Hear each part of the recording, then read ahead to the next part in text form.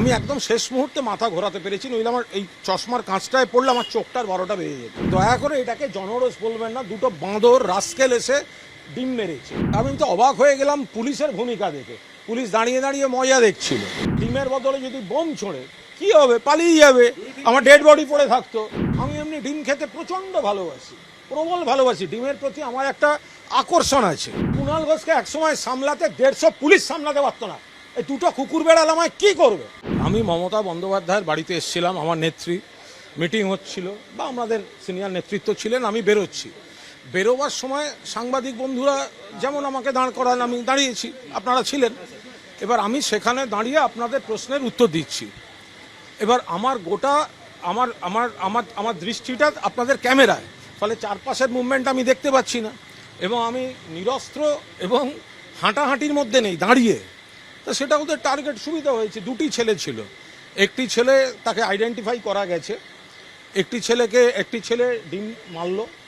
আমি একদম শেষ মুহূর্তে মাথা ঘোরাতে পেরেছি, নইলে আমার এই চশমার কাঁচটায় পড়লে আমার চোখটার 12টা বেজে যেত। আমি জাস্ট মাথাটাকে শুধু শেষ মুহূর্তে একটা কিছু মুভমেন্ট দেখে, ওটা যেরকম একটা রিয়াকশান হয়, আমার মাথা ঘুরে গেছে এবং সেটা সঙ্গে সঙ্গে এখানে লেগেছে।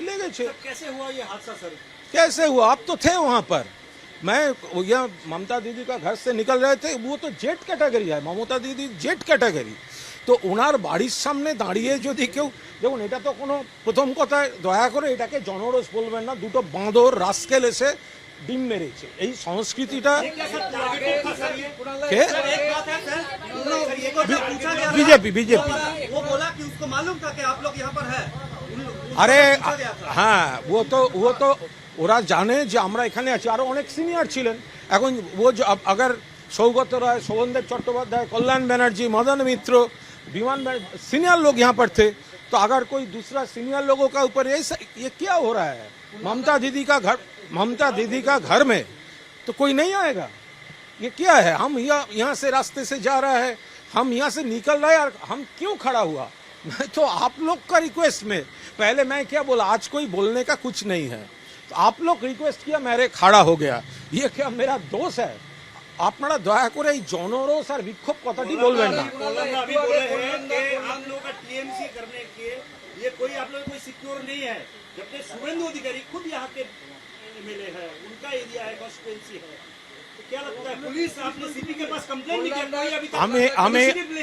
আরে তাড়াহুড়ো কি আছে? আমি কালীঘাট থানার ওসি এবং সিপিকে মেল পাঠিয়েছি, এবং তাতে এইসব করে যদি মনে হয় যে আমাকে ভয় দেখানো যাবে বা আমি তো অবাক হয়ে গেলাম পুলিশের ভূমিকা দেখে। পুলিশ দাঁড়িয়ে দাঁড়িয়ে মজা দেখছিল। ছেলেটি আরও ডিম মারার জন্য, এটা কাপুরুষতা। মানে একজনকে রাস্তায় রয়েছে দাঁড়িয়ে একা, সেখানে প্ল্যান করে দুটি ছেলে এসে একজন ডিমটা ছুঁড়ছে আর একজন ছবি তুলছে। তো এখানে ছবি তোলার কি আছে? आप क्या समझते हैं वो मेरा रिलेटिव है? तो कौन, मैं कैसे समझूंगा? हाँ, अरे बीजेपी ना হলে এটা করবে কে? তো বিজেপি তো বটেই। দেখুন, এটা জারি প্রয়োজনাতে হোক, এটা সারা বাংলায় যেখানেই হবে, সেটা তো মাননীয় মুখ্যমন্ত্রীকে দায়িত্ব নিতে হবে। এটা তার নির্বাচনী কেন্দ্র। তাহলে মুখ্যমন্ত্রীর কেন্দ্রে প্রাক্তন মুখ্যমন্ত্রীর বাড়ি, জেড ক্যাটাগরি যিনি সিকিউরিটি, তার বাড়ি, এখনো ছেলেগুলো দাঁড়িয়ে আছে। ওরা ডিম পাথর আছে, যদি এই কালচার হয়, আরে ডিমের বদলে যদি বোম ছোড়ে কি হবে, পালিয়ে যাবে, আমার ডেড বডি পড়ে থাকতো। পাথর মারলে কি হতো? Police didn't act. পুলিশ দাঁড়িয়ে দাঁড়িয়ে দেখলো, বলছি দেখুন ওই ছেলেটা করছে, পুলিশ তাকে ধরলো না। যে ছেলেটা ছবি তুলছে সামনে দিয়ে হেঁটে তারপর দৌড়ে পালিয়ে গেল, পুলিশ ধরলো না। পুলিশ দেখছে, তাতে কি আমাকে থামানো যাবে? আমি আবার এখান দিয়েই আমি এখন হেঁটে যাব। মারলে মারবে, মানুষ দেখবেন। কুণাল ঘোষ সেই জিনিস নয়। বিধায়ক, রাজ্যের মুখ্যমন্ত্রী এবং পুলিশ মন্ত্রী শুভেন্দু অধিকারীকে আপনি কি বার্তা দেবেন আমাদের মাধ্যমে এই ঘটনার পরে? আমি শুভেন্দু অধিকারী, তিনি এই এলাকার বিধায়ক এবং মুখ্যমন্ত্রী, তাকে বলবো এটা কোন সংস্কৃতি আপনার এই ক্যাডাররা এগুলো চালু করছে? মানুষ কি রাস্তায় বেরোবে না নাকি? মাননীয় মুখ্যমন্ত্রীর বাড়ি, সব থেকে এটা মাননীয় প্রাক্তন মুখ্যমন্ত্রীর বাড়ি, জেড ক্যাটাগরি। তো সেখানে এটা আমাদের দলের দফতর, আমরা দলের কথা সেরে বেরোচ্ছি। মানে আপনি ভাবুন কত বড় কাপুরুষ এই সমস্ত ইয়েগুলো, যে দলের মিটিং সেরে বেরোচ্ছে একজন একা, আমার সঙ্গে আজকে সিকিউরিটিও নেই।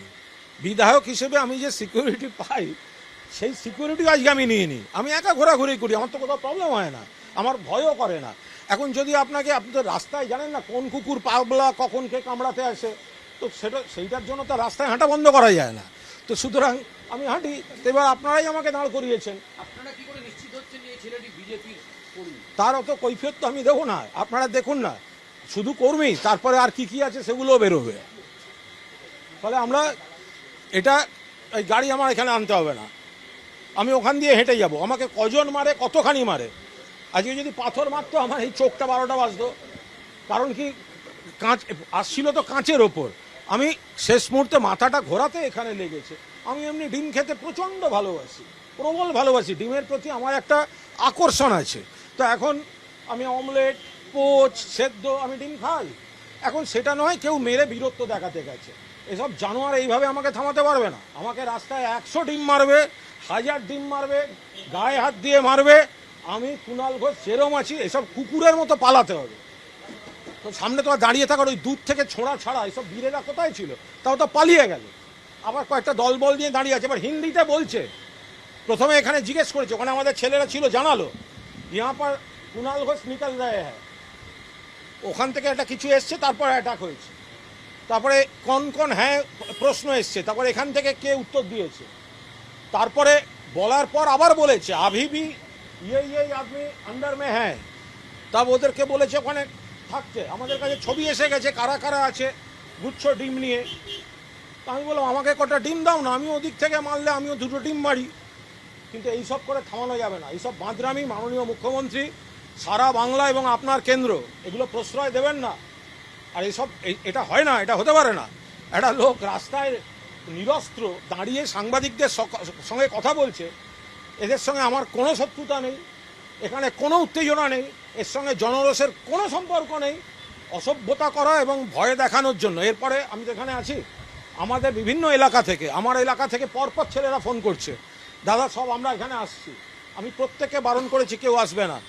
এখানকার ছেলেরা বলেছেন, সিনিয়র নেতারা ছিলেন, দাদা আমরা যাচ্ছি। আমি বলছি কেউ করবে না, কারণ এখানে যদি আমরা আবার ছেলে নিয়ে যাই, পুলিশ তো তখন আবার বিজেপির দলদাসের আচরণ করবে, আমাদের ছেলেগুলোকে কেস দিয়ে দেবে, তাদের বেল করতে আবার আমাদের আর এক সমস্যা হবে।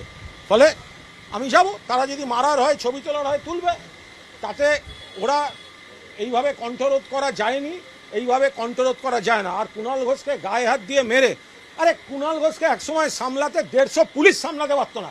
এই 2টো কুকুর বেড়াল আমায় কী করবে, এই 2টো কুকুর বেড়াল আমার কি করবে?